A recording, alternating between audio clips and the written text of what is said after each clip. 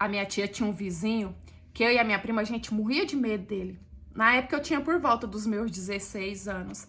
E eu ia muito pra casa da minha tia porque a minha mãe, ela fazia mais a linha dura, sabe? A minha mãe, ela não era muito permissiva. Já a minha tia era daquelas mães, assim, moderna. Tudo que a gente quisesse fazer, ela só conversava, explicava, mas ela não era de falar não. Então, por causa disso, eu tava sempre na casa dela com a minha prima. E esse vizinho era mais ou menos da nossa idade. E assim, vira e mexe, a gente pegava ele olhando a gente, assim, na janela, esquisito, parecendo que tava espiando.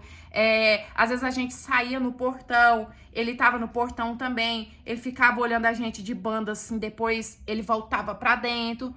Então, assim, era coisa muito esquisita que deixava a gente com o pé atrás. Fora que muitas vezes a gente pegava ele falando sozinho e falando coisa com coisa, sabe? Então a gente nunca dava a oportunidade de conversar com ele.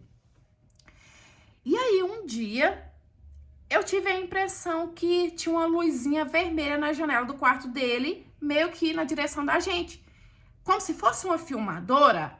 Aí eu fiquei com medo, já escondi, chamei minha prima e mostrei pra ela.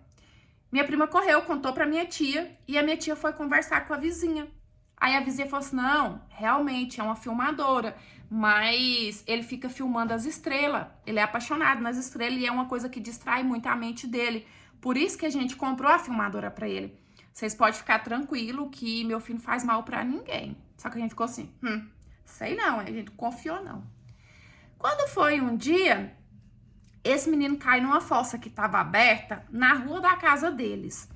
E foi bombeiro, SAMU, foi tudo, né? Aquela tropa. Minha prima correu na minha casa para me chamar, pra gente poder ir ver. E nisso eu fui. E, gente, deu um trabalho para tirar o menino. Ele quebrou só a perna, né? Ele quebrou a perna, mas assim, de modo geral, ele tava bem. E aí, nisso, quando ele estava conseguindo tirar, né, que ele conseguiu já começar a ver quem estava em volta, ele me viu e viu a minha prima, ele começou a gritar, falando assim que eu tinha empurrado ele. Sendo que eu e a minha prima, a gente nem tava ali quando ele caiu. E ele gritando, foi ela que me empurrou, ela que me jogou, ela queria me mandar de arrasta.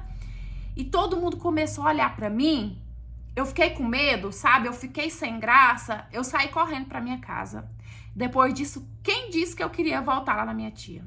De jeito nenhum, sabe? Sumi. Porque, sei lá, na minha cabeça, a mãe dele ia me parar. Na minha cabeça, a mãe dele tinha acreditado que tinha sido eu. Aí, quando é um dia, minha prima chega na minha casa, me chamando. Falando assim que a vizinha mandou me chamar. Eu falei, como assim a vizinha? E aí eu já fiquei com medo. Falei, meu Deus, ela acreditou, ela quer brigar comigo. Falei assim, não, eu não vou, não. Ela falou assim, vamos. Minha mãe falou pra você vir. Falei, se a minha tia tá falando, não vou confiar nela. Nisso eu fui. Só que quando eu cheguei lá, não era a vizinha que queria conversar com a gente. Era o filho dela. Era o menino que a gente tinha medo. Aí ele foi pedir desculpa. Falou assim que ele achou que eu e a minha prima tivesse um complô contra ele. Porque a gente sempre olhava ele com medo, então o mesmo medo que a gente tinha dele, ele tinha da gente. Sempre que a gente olhava e a gente conversava uma com a outra, dizendo ele assim que achava que a gente estava tramando contra ele, que a gente ia fazer alguma coisa contra ele. E que aquilo era por conta do problema dele. E até então a gente não sabia o que era, né?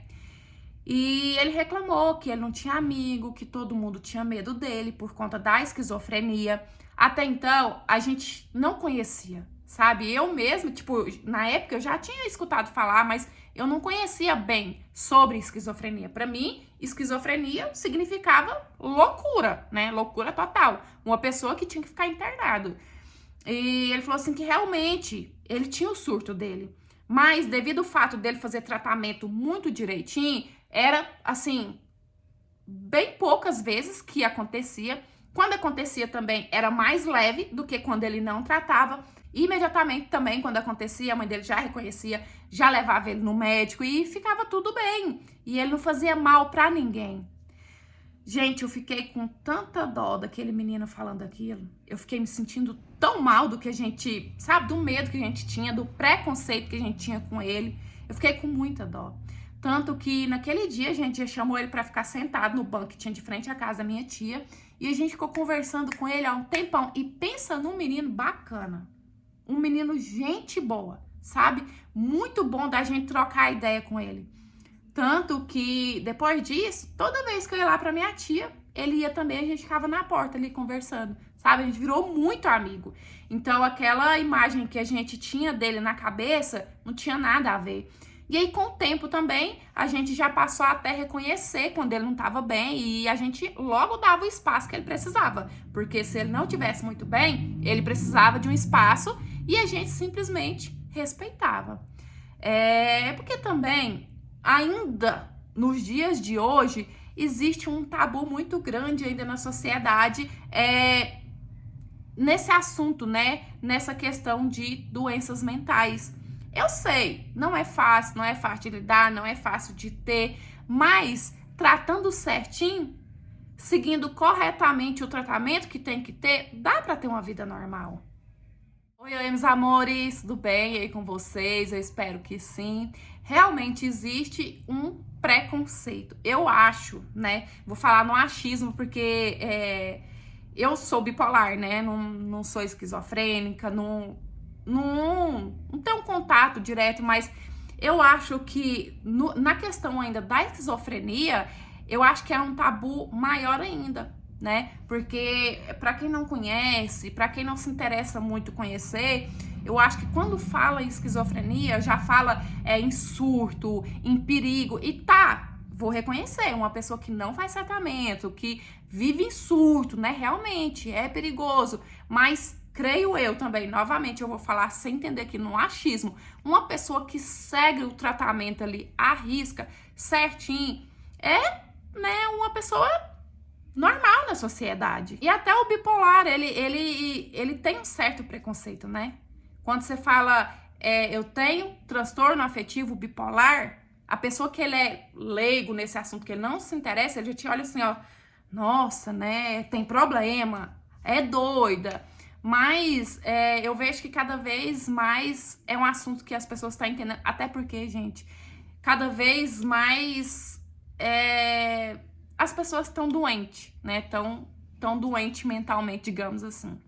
Mas é isso, eu espero muito que vocês tenham gostado de mais interpretação de hoje. Curte, comenta, compartilha, porque assim cada vez a gente cresce mais. Se você quiser me enviar a sua história, é no e-mail que tá na sua tela, é por lá que eu recebo e eu conto com a sua história, tá certo? É isso, beijão. Fica com Deus, fique em paz. Até os próximos. Tchau! Fui!